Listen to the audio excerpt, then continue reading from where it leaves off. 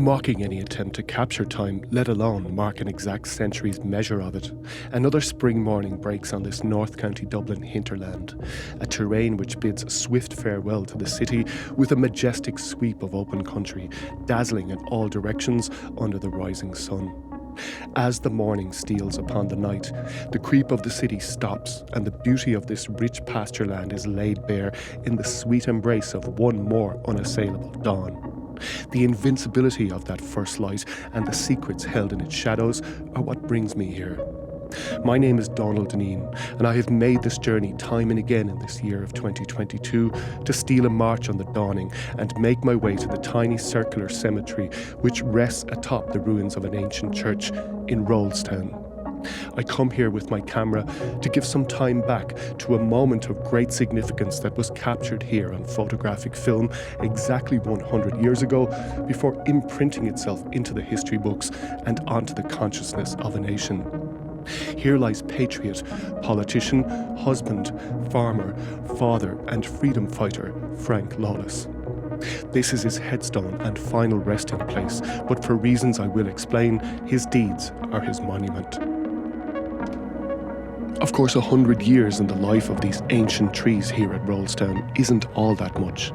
And in fact, it's but a flicker in the expansive existence of the land that sustains them, and not even that in the great span of time that shaped the fall of this Fingalian ground into the rolling vista we see before us. So time in its broadest sense is an ephemeral force which flies over us, leaving only shadows in its wake. This isn't a tale too slow for the impatience of our age, but rather one that speaks with some clarity to our vulnerability and ultimate impermanence now and always. Born into a staunchly nationalist family at nearby Saucerstown, Frank Lawless became politically active in the movement from a young age, and his membership of organisations like the Irish Republican Brotherhood, the GAA and Gaelic League were precursors to the key role he played as a member of the Irish Volunteers in the Easter Rising of 1916. The love he harboured for his country was matched in intensity by the strength of his belief in the cause of Irish liberty, and his heroic stand at the nearby Battle of Ashburn was a measure of that commitment. The death sentence, subsequently handed down, was initially commuted to 10 years penal servitude before being rescinded entirely in June 1917 upon the general amnesty called by Prime Minister Lloyd George. Internment was no deterrent to his Republican resolve, however. Having won a seat for Dublin County North in the 1918 general election, he was absent from the inaugural meeting of the First Dáil, but his political energy continued unabated.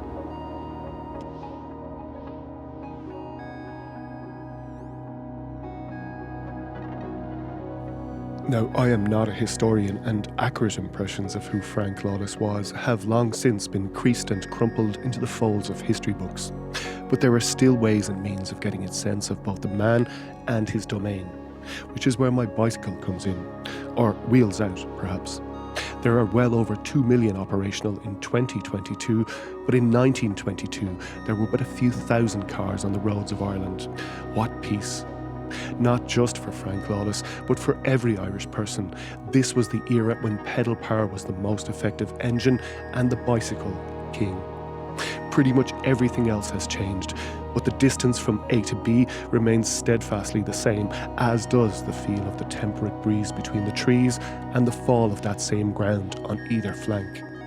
Just like today, there was no shortage of things to look at and admire in 1922 through the eyes of a farmer like Frank Lawless. The foundations of his beliefs were rooted in pride of place, and looking around, you can see why. With the explosion of life and the first blush of spring, it's a lot to take in. I take to the asphalt for another reason too. Having laid down his life and escaped a death sentence, Frank Lawless met a sudden and innocuous end here on these same roads. On April 16, 1922, a pony and trap in which Frank and his son Colm were travelling in was involved in an accident in which the horse took fright and the vehicle overturned. He died that same evening in Pembroke Private Hospital without ever regaining consciousness. The best laid plans of mice and men often go awry. The timing of his passing was at a defining moment in Irish history. Due to the frequency of his internment, Frank Lawless was mostly absent from the War of Independence, but his re-election to the second Dáil in May 1921 meant he was front and centre of the debate on the Anglo-Irish Treaty as the calendar turned to 1922. After 9 full days of debate in the Chamber, the treaty was ratified by 64 votes to 57 on January 7th, with Frank Lawless voting in favour of it, remaining in his seat as Eamon de Valera and others walked out in protest. Arthur Griffith was elected president, and the split which led to civil war became real. The volatility of those long days and weeks in between in Ireland caused the shattering of bonds and the opening of wounds which would take decades to heal and forever for historians to unpick and unpack. But destiny had other plans for Frank Lawless, and while the pressure bore heavily upon him throughout those fateful days, he wouldn't live to see the horrors of the bloodshed to come. After a funeral with full military honours in the Pro-Cathedral, the cemetery at Rollstown was designated his final resting place. The long list of dignitaries at the graveside was remarkable, given the political and military context at the time. By the time of the funeral, the lines of the treaty split were entrenched, and the burial in Rollstown was the last time the pre-split leadership stood together. Michael Collins was there, as was Eamon de Valera, who stood face to face with Arthur Griffith beneath the Celtic cross marking the Lawless family plot. With the country on tenterhooks, the suspension of animosity to mourn a fallen leader was a symbolic moment of great import. Considering the hellish noise and clamour imminent civil war would bring, the silence of the photograph is pregnant with consequence. What we are looking at here is a direct glimpse into the eye of the hurricane. So I've been returning to this spot on a daily basis with my camera as the centenary approaches. Like all sacred places with bones in the ground, echoes of the near and ancient past mingle with the birdsong in the thin air. On some mornings, in a certain kind of light, it feels like slipping through the veil between worlds wouldn't take all that much. That's when I hear the sound of Eithne Ní Catháin singing "An Drain on Down" and drift away. Goes she Inni K the fire, girl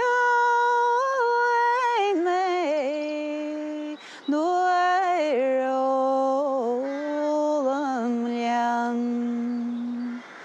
stay no Rodin she steam no iris moini hey go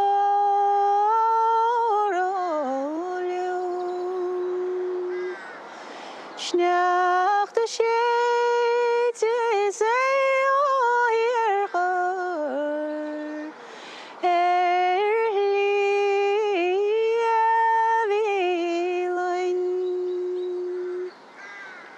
Skawil Morosa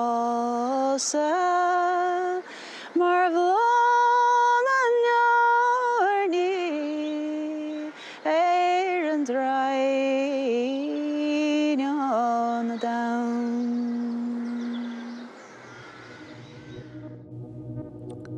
What the graveside photograph doesn't show is the whole other side of the tragedy. The faces of Frank Lawless's widow Catherine and their 10 children are all absent from the frame. His struggle was over before its time, but theirs had only really just begun. A moment of deep political significance was recorded and frozen in time, but no camera could ever capture the magnitude of their loss. Unphotographable grief is another thing which remains the same in 19 or 2022. And cemeteries are containers for those rawest of feelings in the whole of the felt world. Here, our souls are laid bare as well as to rest. But for every sunset, there's a sunrise. And in the first glow of a new morning, that veil is sometimes broken and the shadows dance again, bridging the gap between light and dark, night and day, and the living and the dead.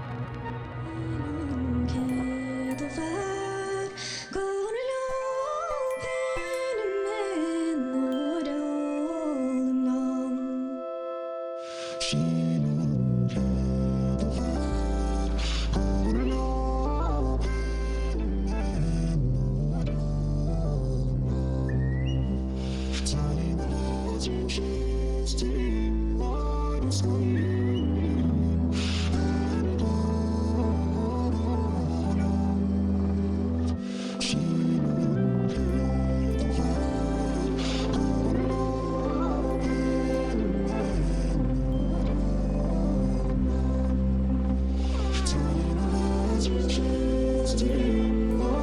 Sweet.